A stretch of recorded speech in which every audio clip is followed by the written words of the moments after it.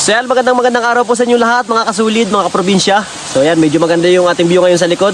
So ito na ho yung kadugsong ng ating vlog nung nakaraan na hindi natin na daanan itong lugar na ito. At ako ho ay naubusan ng charge yung camera, nalubat ho. Ngayon ho nga pala ang ating lakad ay ako nangunguha ng kawayan na gagawing tikin o yung pandulo. So dumaan na rin ho ako dito sa falls para diretso ako may papasok din sa pailayan yan. At dyan ho yung maraming kawayan sa itaas niyan. So para ho makita rin ninyo yung ganda nung falls dito sa nasasakupan naman ho ito ng Tayabas City.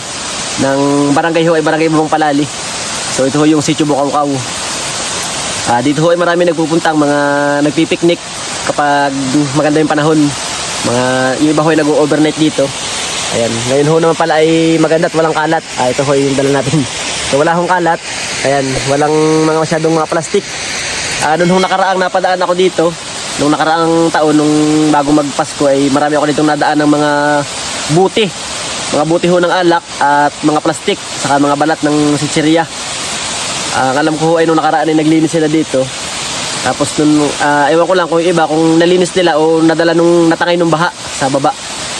Yun. Dahil karamihan po sa nagpupunta dito yung mga kabataan na nag-i-enjoy lang pero hindi maalam magligpit ng kanilang kalat. Oh. Ayan, ngayon okay na. Ayan. So para ho sa mga nagtatanong sa atin palagi, ito hong ating area ng vlog ay sakop ho ng Tayabas, Quezon. Ito hong magandang waterfalls na ito ay sakop ho ng Tayabas City sa barangay Bubong Palali ho. So tara, lalapitan natin.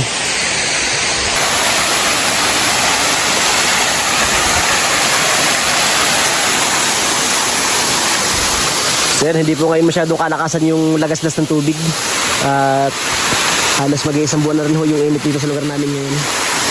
Pero maganda pa rin yung tubig. Malamig at malinaw.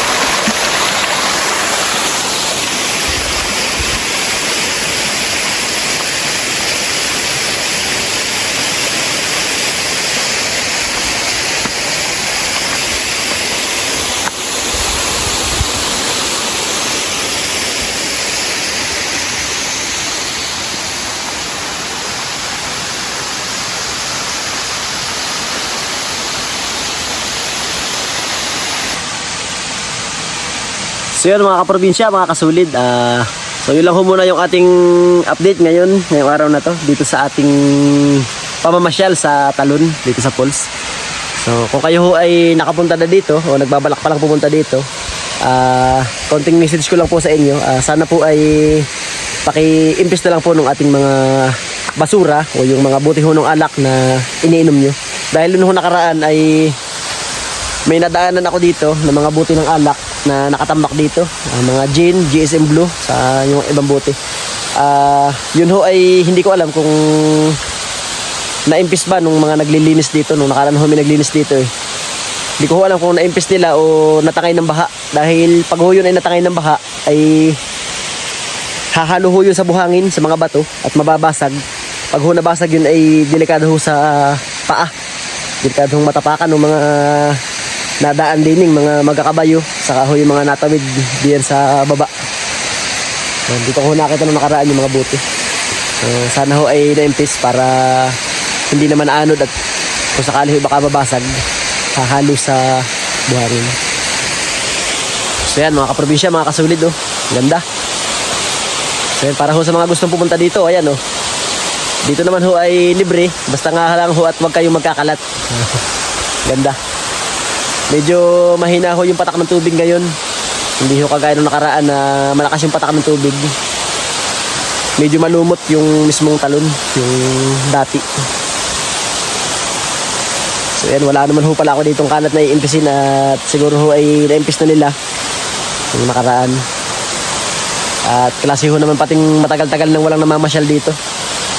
Dito ho kapag summer ay talagang halos araw-araw din may napunta. Mga taga dito sa Barangay Liwayway, yung nasasakupan ng Mauban. Dahil dun sa iba, hindi ho nila alam na itong forest na ito ay sakop ng Tayabas City. So kapag ho may nagsasabi, tara sa talon, saan yun? Sa Liwayway. So ayan. Ariho ay sakop na ng Tayabas dahil itong lupang ito ay kabila na ng ilog. Ayan. So ayan mga kaprobinsya, maraming salamat po sa inyong panonood sa ating vlog. Ako ho ay lalakad na sa aking pupuntahan at baka ako ay gabihin. Hanggang sa susunod po uli at maraming salamat po sa lahat ng nag-share ng ating mga video, sa mga nag-like, nag-subscribe at nag-follow sa ating Facebook page. So maraming salamat po sa inyo. Sana po ay palagi kayo nandyan at nanonood sa aking mga vlog kagaya ho nito. So tayo ay marami pang papasyalan ditong lugar sa area namin na magaganda, mga tahimik at mga gubat ng iba. Sige, salamat ho sa panonood nyo.